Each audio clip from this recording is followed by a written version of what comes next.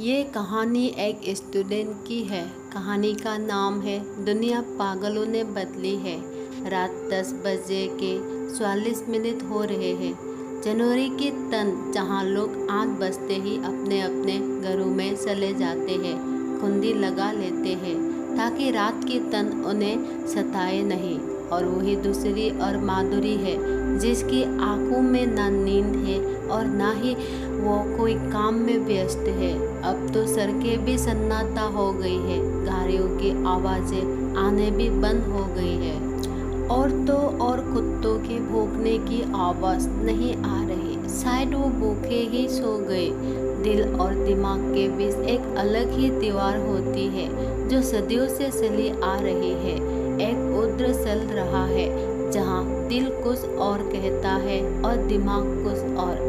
दोनों ही अपनी अपनी जगह सही होते हैं, पर सोचने की बात यह है कि माधुरी किसकी बात चुने। कहते हैं दिमाग सोचने के लिए होता है और दिल प्यार के लिए, लेकिन जब दिमाग कुछ सोच ही नहीं पा रहा हो तो तब कोई क्या करे। इसका जवाब तो खुद माधुरी भी ढूंढ रही थी, जो अब तक उसे नहीं मिला। कहना तो थोड़ा मुश्किल है ही, ऐसे वक्त में किसकी सुननी चाहिए, पर आखिरकार फैसला तो लेना ही पड़ता है। तो ऐसे में माधुरी का अपने भविष्य को लेकर चिंतित होना बहुत लाजमी था। माधुरी भोजपुर के आरा जिले की निवासी थी। उसकी 12वीं तक की पढ़ाई वहीं के गर्ल्स कॉलेज से हुई। पढ़ाई में बहुत तेज तो नहीं थी, पर अपने शिक्षकों के नज़र में एक अलग ही छवि बना रखी थी।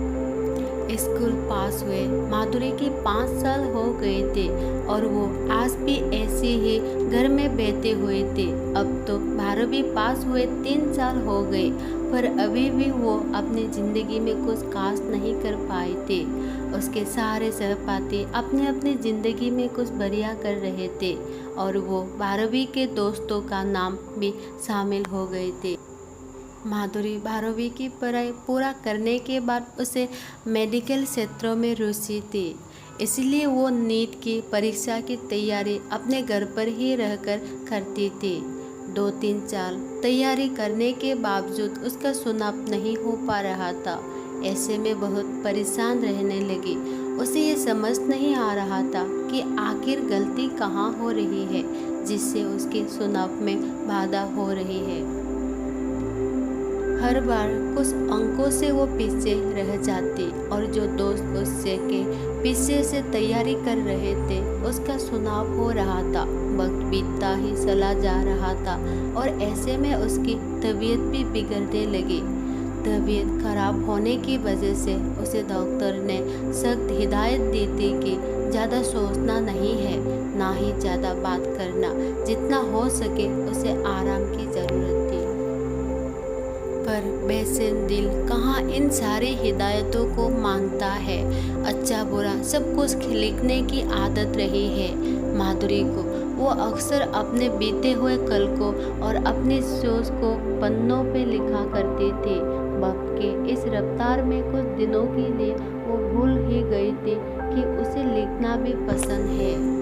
और डॉक्टर ने तो मना किया ही था उसे सोचने से, तो बस आज फिर उसने अपनी डायरी निकली और लिखना शुरू किया।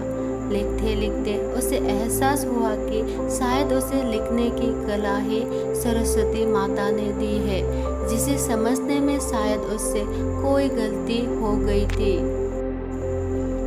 माधुरी जब 10वीं में पढ़ रही थी तब उसके मैथ्स के शिक्षक ने मेडिकल परीक्षा नीट के बारे में बताया था। तब माधुरी बहुत नासमझ और सोती थी।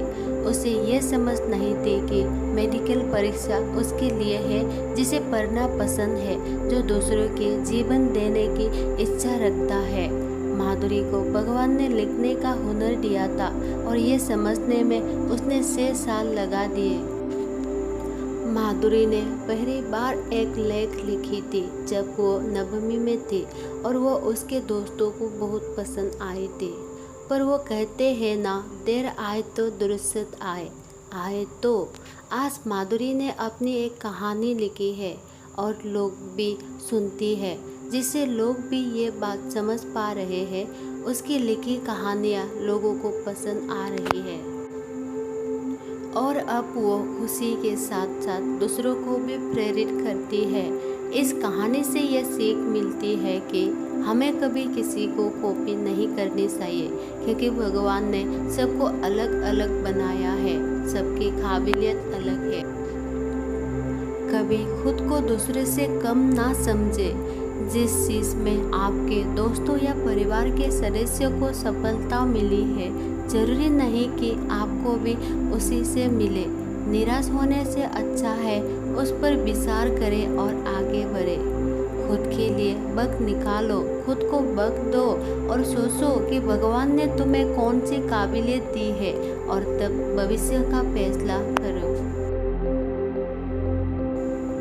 Thank you so much guys. अगर ऑडियो अच्छी लगी हो तो प्लीज़ लाइक एंड सब्सक्राइब करना ना